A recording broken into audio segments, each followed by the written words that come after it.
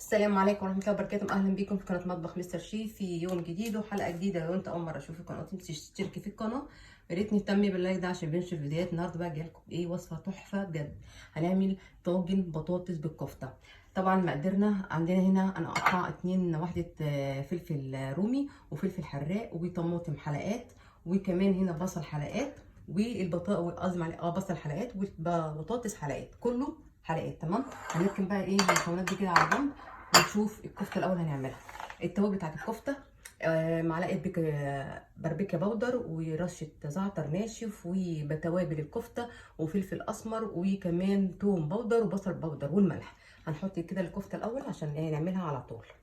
وعندي هنا هون بصلتين ففرمهم فرم عادي بتاع الكفته بتاعنا. حابه تحطوا خضره حطي. طبعا انا عندي زي ما انتم عارفين الولاد ما بيحبوش الخضره في الاكل. انا نعمل الاول الكفته ونشوف الوصفه دي، يا رب تعجبكم. ما تنسوش بقى ايه تدعموا لي القناه، ولو في اي حد جرب اي وصفه من القناه يا ريت تقولوا لي. اهو كده اهو. ممكن تحطوا بقدونس او شبت، اي حاجه خضراء ممكن تحطوها، بس انا بدلت اي حاجه خضراء بالزعتر علشان خاطر لو في حاجه غير كده هتتشال. هنبتدي بقى نصبع الكفته بتاعتنا زي ما انتم شايفين كده اهو. تمام. هصبعها ونرجع لبعض تاني. خلاص زي ما انتم شايفين، بصوا صبعت الكفته صوابع عاديه خالص. هنركنها كده على جنب عشان ايه هنحمرها على البوتاجاز، عشان بس ايه نبقى ايه لمين كل الحاجه اللي احنا هنعملها على ايه بره البوتاجاز. الخلطه ديت تحفه جدا يا جماعه للطاجن اللي احنا هنعمله. مكوناته ايه بقى؟ معلقه فلفل مفروم احمر، تمام، وكمان عندنا معلقه صلصه. الاكل ده كله كده هو تتعمل في صينيه واحده يعني بجد بجد تحفه، يعني جربوها هتعجبكم ان شاء الله. ودي كده معلقه ايه صلصه، يبقى احنا حطينا معلقه من الفلفل الاحمر ومعلقه صلصه. وكمان هنحط، لو انت عندك الفوق سوري معلش الثوم مش مفروم، هتجيبي 5 فصوص ثوم. انا كده اعتبر حطيت نص معلقه. تمام. يبقى نص معلقه من الثوم حطيناه. البهارات بتاعتنا، التوابل بتاعتنا عندنا باربيكيا باودر، عندنا 7 بهارات ومعلقه من الفلفل الاسمر وذره بسيطه جدا من الشطه وشويه ملح، بس كده. دي بتاعت الخلطه اللي هنحطها على الطاجن. انا قلت اجهزها مع بعض كده قبل ما اروح على البوتاجاز عشان يبقى كله جاهز معايا. هنقلب المكونات الحلوه دي كده مع بعض زي ما شايفين كده اهو. حاجه سهله قوي بسيطه. يا رب النهارده الفيديو يعجبكم. طبعا احنا في رمضان بنحب نجدد في الاكلات علشان خاطر العزومات وغير العزومات. اهي الخلطه بتاعتنا اللي احنا هنحطها على الطاجن. يلا نروح بقى البوتاجاز ونشوف هنعمل ايه في الكفته. جبنا الصينيه اللي هنستخدم فيها الوصفه بتاعتنا النهارده. حطيت معلقه من السمنه وشويه زيت، زيت ذره. تمام يا جماعه. هنحط بقى مجرد بس يسخن كده معانا هنحط بقى ايه الكفته بتاعتنا. اهم حاجه نستخدم الحاجه اللي ما تلزقش معانا او تمسك معانا الكفته بتاعتنا. هنعلي بس النار شويه اهو بقى زي ما شايفين كده اهو. نحط الكفته كلها كده اهو. انا عامله كميه على قد الطاجن اللي انا ايه مستخدماه. انا عامله اكله ثانيه معايا.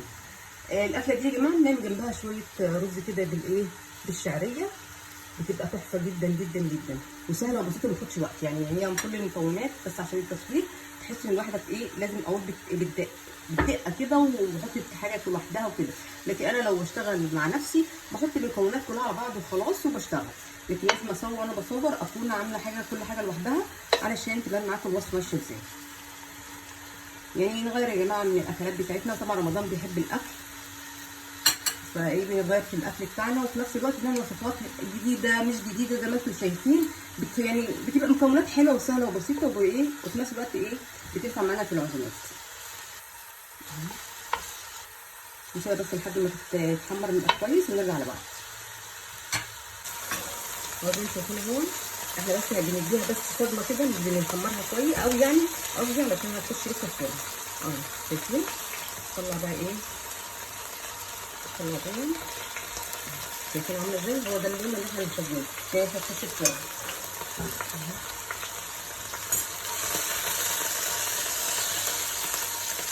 طبعا زي ما انتم عارفين الزيت مع السمنه فلازم يتعمل كده. طبعا مع السوائل بتاعه الكفته لازم تسخن كده، فربنا ايه يستر علينا واحنا واقفين في المطبخ. خلي بالنا. نفس السمنه والزيت اللي احنا استخدمناه في قطع الكفته هننزل بقى كده بطاطس. معلش عشان بس الكاميرا بتيجي عليها زيت السمنه، فببعدها شويه ساعات بغسلها. فلما ننزل بقى كل الايه الحاجات بتاعتنا، حطينا كده البطاطس، شرايح الطماطم، ايه كمان شرايح البصل تمام كده يا جماعه، والفلفل الرومي اللي انا مقطعاه، والفلفل الحراق. عايز استغنى عن الفلفل الحراق مفيش مشكله، بس مع الطاجن ده عايز يا جماعه الفلفل الحراق. الاكله دي جباره بجد بجد بجد. هنقلب بقى ده كله كده،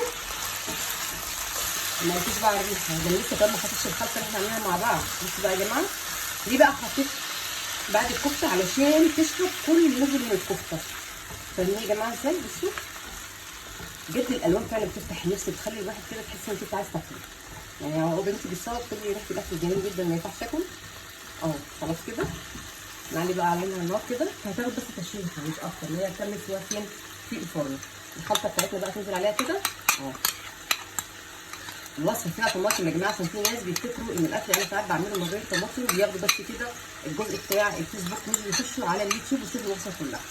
الوصفه فيها طماطم كل حاجه، بس مقطعاها زي ما بيقولوا كده صحيحه، شرايح مش ضربه طماطم.